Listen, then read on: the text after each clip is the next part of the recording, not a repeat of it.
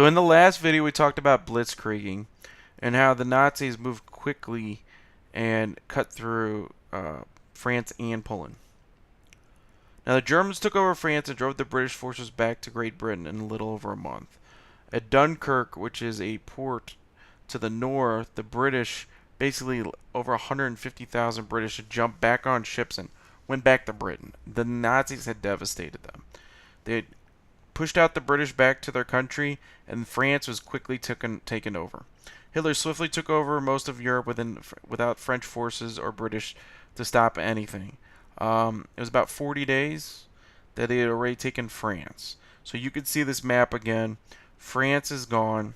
Italy is on Hitler's side. Poland is done. They are quickly moving up Russia. They've even taken Norway and Finland to the north, Greece to the south, and huge pieces of Africa where the oil would have been. So, the question is, what is the U.S. going to do? The U.S., being one of the most powerful, wealthy countries at the time, if not actually the wealthiest country at the time, was staying neutral, not involved in the war at all. United States involvement in World War II. So we can see some pictures here. What's going to change the game? The United States stays out of the war, but sent supplies to Great Britain to help the Allies. This is actually Roosevelt. Franklin Roosevelt was doing this pretty much on his own. On the slide was giving his friend Winston Churchill, the Prime Minister of Great Britain, sending him supplies. He believed that the United States would definitely have to enter World War II. It was just a matter of time. It was called inevitable. When something is inevitable, it has to happen. However, the U.S. government, the Congress of the United States, did not want anything to do with World War II. Many Americans felt like it was, again, a European war, and after World War I, we don't want to get involved in European wars. We're in North America, let's stay to ourselves. That's called neutrality, and it's also called isolationism, meaning we wanted to stay away from this. We want to be isolated, not get involved in other people's battles or other countries' battles. Some things the Germans had: the German U-boats or submarines that would sink U.S. supply ships going to Great Britain. Now, does this sound familiar to some of the causes of World War One? Well, if it does, good, because it is. Under World War One, the Germans had started sinking our supply ships and passenger ships that were going to Britain, which we were probably smuggling supplies in, even though we were neutral or staying out of the war. Again, the Nazis were doing just the same. And we found out that World War One of the big reasons that we got into World War One was the Zimmerman telegram, where the Germans basically told the Mexicans if they're willing to fight a war against us, they'd give us back our lands. Well, in this case, the Germans are targeting our supply ships, but still, the isolationism and neutrality in America stays strong. Congress does not want to go to war, and Roosevelt finds himself basically fighting a battle of support for the British without Congress helping him at all. Now, what are some things that we're going to do that might get us involved in this? Well, we're going to find out. First thing is the United States government created a Neutrality Act in 1935 that made it illegal for the U.S. to sell weapons to the countries at war.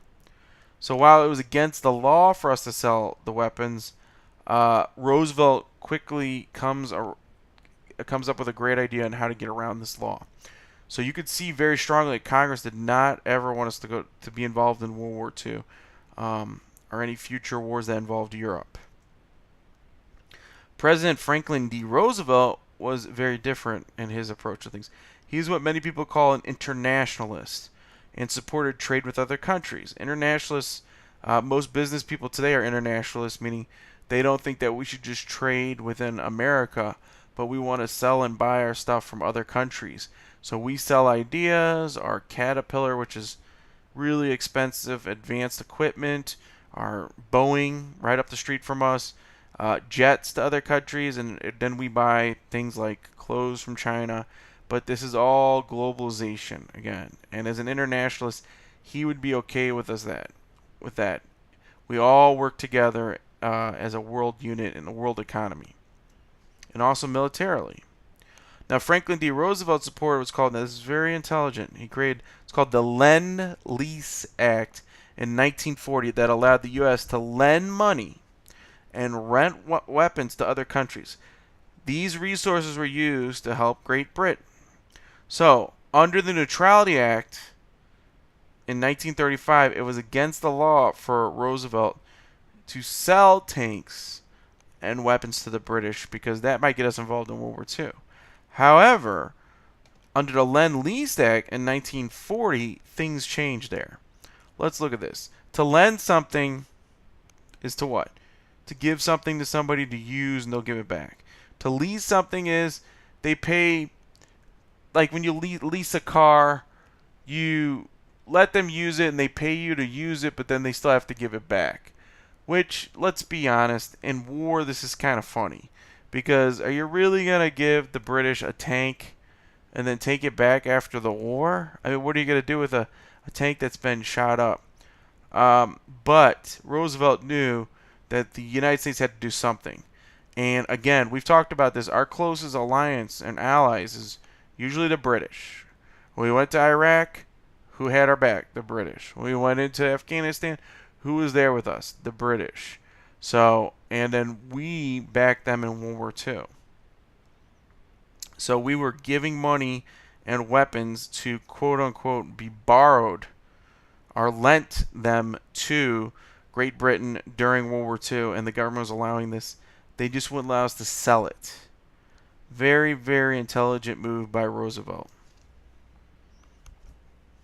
Okay, we'll talk about this activity. We're gonna do this in class, but now we're talking about Japan's entry into the war. So now we have the Lend-Lease Act. The United States is helping the British. It's pretty clear. The Nazis are definitely taking this as an act of war, but they have not declared war on America. So in Asia, in China specifically, in 1937, and this is before Hitler makes his moves, Japan captured the former Chinese imperial capital of Beijing. Then the Japanese invaded all of China.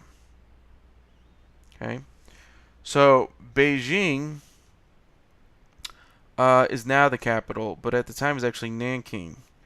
And you can see on the map that Nanking's kind of in the little bit right close to the east coast of China. And you see Japan's this little strip of land, but they had so much power because they were so advanced in terms of industry. They were building weapons and tanks and guns while everybody else was still trying to feed their people. The Japanese had gotten a lot of the weaponry and technology from the Europeans. Now, the Soviets quickly signed a non-aggression pact with China to lend material support, effectively ending China's prior cooperation with Germany. Okay, so this is where it gets a little sticky.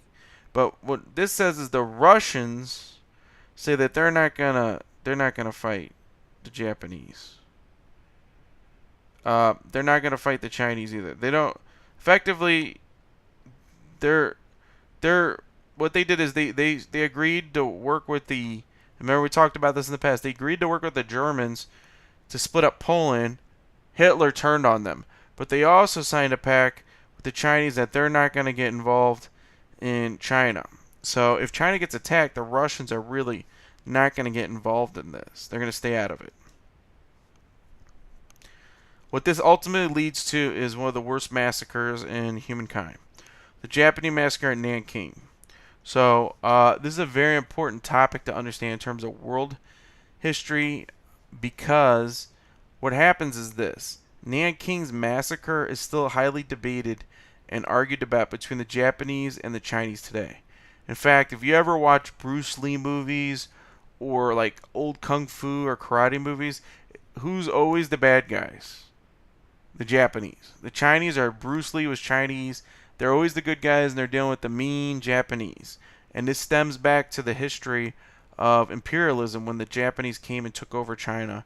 And also there had been a lot of aggression from the Japanese in the past before that. But still today, what we're about to talk about, the Japanese do not, many Japanese say this, A, this did not happen, B, it's all a lie, and C, it was just they just conquered Nanking, which was the capital of China. The Japanese had taken Shanghai after 3 months and continued to push Chinese forces back, capturing Nanking. Shanghai, again, is the business capital of China. Still today, it's super, super, super mega city. Tons of people, huge production. It's a huge port, and it's really where a lot of stuff is brought into China or sold out of China. Nanking, and also you'll see it spelled Nanjing. That's the Chinese pronunciation, but you could say Nanking or Nanjing. It does not matter. They're both correct. It depends if you're speaking American English or trying to be correctly Chinese. So when they take this capital, the Japanese soldiers are absolutely ruthless.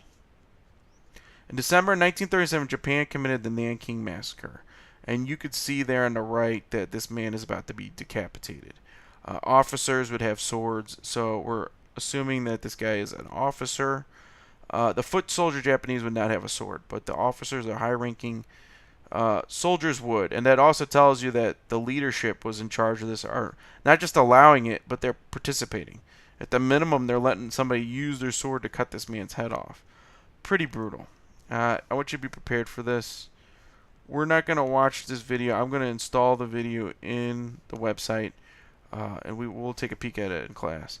The Japanese Massacre at Nanking, and this is real, and this is sensitive, so be appropriate, and I understand if you don't want to look at this, but you could just see that these are graves of heads, and these are actual authentic pictures from the battle.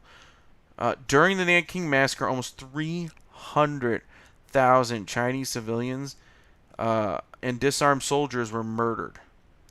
And 20,000 to 80,000 women were raped by the soldiers of Imperial Japan. I think we can understand that why the Chinese take this very personal. That 300,000 Chinese civilians were basically murdered after the battle, and the Japanese had taken the city. They had also were brutal and vicious towards the women of the Chinese, and they had killed unarmed soldiers that had surrendered. The Japan would later go on to capture parts of Korea, Vietnam, Thailand, Laos, Malaysia, Indonesia, and the Philippines, and other Southeast Asia. So Japan is very imperialistic driven, just like the Nazis and the fascist Italians. And they take so much territory in the East Asia, which is China, and also Southeast Asia, which is Thailand, Vietnam, and they start taking the islands. They are brutal. They're driving through these countries with superior technology of weapons that they've actually gotten the technology again from the Europeans, and they are just ruthless towards the Chinese. They hate the Chinese. There is some clear evidence that they are playing games where they're going to see who could cut the most heads off the people or who could hurt the most people. Really horrible things, and we still have witnesses today to Nanking that said it happened on the Chinese side, but the Japanese completely deny it.